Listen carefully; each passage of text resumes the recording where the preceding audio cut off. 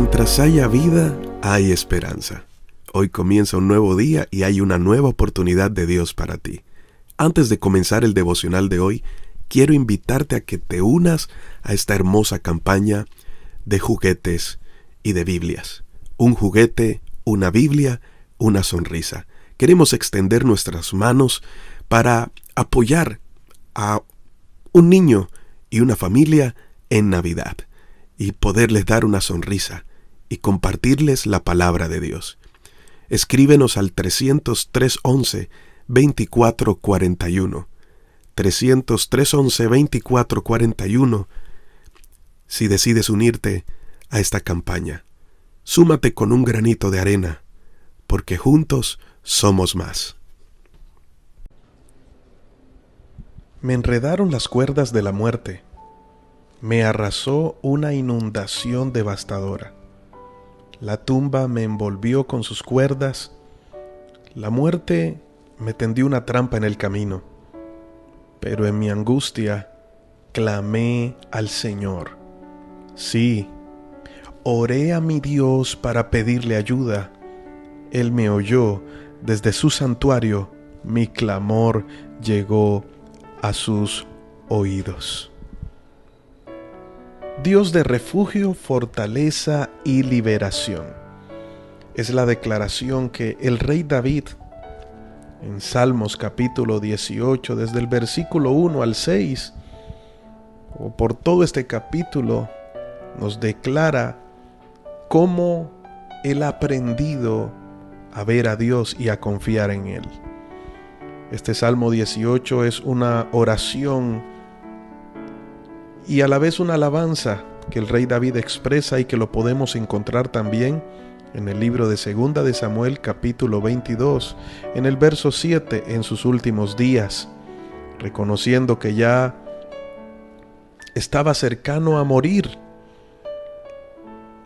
pero pronunció allí cómo en toda su vida había visto la fidelidad de Dios. Y podía llegar al punto de morir tranquilo porque había conocido a su Dios, al cual él lo llamaba su refugio, su fortaleza y su liberación. Mis amados amigos, tenemos que entender que en la vida vamos a pasar dificultades y momentos complicados. La vida no es fácil. La vida trae buenos tiempos, pero también vienen tiempos no tan buenos. Y en este Salmo 18 podemos entenderlo con claridad porque David nos muestra que aún en los momentos más complicados de su vida, él se sintió angustiado. Ahora yo te quiero preguntar, ¿te has sentido angustiado, angustiada alguna vez? La angustia es una fuerte preocupación, una zozobra de no saber lo que vendrá y sentir que no podemos en nuestras propias fuerzas vencer. Nos sentimos mal porque perdemos el control de la circunstancia y comenzamos a angustiarnos. Ahora, en sí, la angustia nos va a recordar muchas veces que necesitamos de Dios. La pregunta es si recordamos que Dios es real y nos volvemos a Él, o en medio de la angustia tratamos de reaccionar de las maneras equivocadas, confiando en las personas y buscando refugio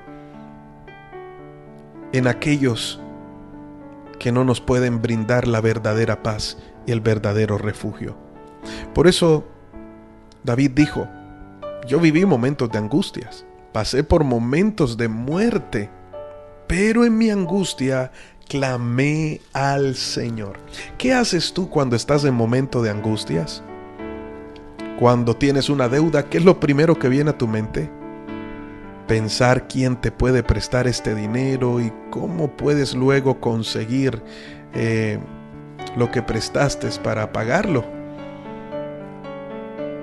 Comienzas a pensar qué persona te puede ayudar o qué idea de negocios puedes comenzar a hacer. ¿Por qué primero no vamos a la presencia de Dios? David sabía quién era Dios, lo conocía y por lo tanto entendía que en los momentos de angustia no habría otro lugar a donde ir y no había otra persona que le pudiera brindar la paz que solamente Dios le podía dar. Por eso, en el momento de la angustia, él entendió que en sus propias fuerzas no podría y por lo tanto decidió confiar y clamar al Señor. La Biblia dice: claman los justos y Jehová oye. Dios está dispuesto a escuchar la oración y a responderla, pero necesitamos entender que no hay otro camino. Pedro lo expresó de esta manera. Alguna vez él dijo: ¿a quién iremos si solo tú tienes palabras de vida eterna? Así que David lo entendió y expresó que el Señor, en el verso 2, mira cómo lo llamó: eres mi roca, mi fortaleza y mi libertador, mi salvador. Mi Dios es mi roca en quien encuentro protección. Esta triple declaración es una declaración personal de cómo David siente la presencia de Dios en su vida. Cuando habla de que tú eres mi roca, la roca era un lugar de protección en las batallas. La palabra fortaleza es la palabra hebrea mesuda, que significa cumbre. Una cumbre era una fortaleza natural en los tiempos en los que David se desempeñaba como rey. Las ciudades localizadas a una gran altura eran difíciles de penetrar. Un ejemplo de esto era Jerusalén. Esta ciudad estaba localizada en un monte y por lo tanto era considerada una mesuda, es decir, una cumbre, una fortaleza. La Biblia dice que los que confían en Jehová son como el monte de Sión, que no se mueven, sino que permanecen para siempre. Así que David tomó este ejemplo y lo utiliza para darnos a entender que en Dios y solamente en Él estamos seguros, que Él nos sostiene y que Él tiene el poder para libertarnos, para hacernos escapar, para salvarnos y guardarnos de cualquier momento o circunstancia complicada. David también expresa que Dios es su refugio, y esta palabra refugio en el hebreo significa huida o escape. Él da esta referencia a Dios como el lugar de protección o de escape de las amenazas del enemigo. ¿Recuerdas también lo que dice el Salmo 91? ¿Cuántas veces lo hemos recitado, pero realmente lo atesoramos y lo guardamos en el corazón? El Salmo 91 dice: el que habita al abrigo del Altísimo. Y diré yo a Jehová: esperanza mía y castillo mío. David lo había entendido. La pregunta es, después de todas las experiencias y circunstancias que hemos pasado en la vida, ¿entendemos cuán importante es Dios para nosotros y que Él es nuestro refugio, nuestra fortaleza y nuestra protección? La vida va a estar llena de temores, angustia y desesperación. ¿Lo has experimentado alguna vez? Quizás lo estás experimentando en estos momentos. David no tuvo una vida que podríamos llamar de completa felicidad. Él sufrió persecución, él sufrió engaño, pudo ver la envidia de otros, fue humillado, vivió crisis durante su reinado. Claro que sí. Sin embargo, en todo eso, aún el experimentar la muerte de seres queridos y ver cómo sus hijos aún se rebelaron contra él, en todo eso, David encontró consuelo en Dios. no lo encontró en otra persona, no lo encontró en la gente, ni en sus talentos, ni en sus éxitos. Lo encontró solo en Dios. Así que en la angustia David invocó a Jehová, el Dios que siempre oye. La palabra invocar significa llamar. La angustia hace clamar a la persona por ayuda, por entendimiento, por consuelo. Así que el creyente no puede ser derrotado por la angustia. Si tú crees en el Señor, no te dejes derrotar por la angustia, porque sabes que tienes a un Dios que escucha tu clamor y que es más que el problema, que es más que la aflicción, que siempre tendrá la última palabra y tendrá la solución frente a cada circunstancias o dificultades que la vida te coloque por delante. En Dios estamos seguros. Así que hoy renuncia a la angustia.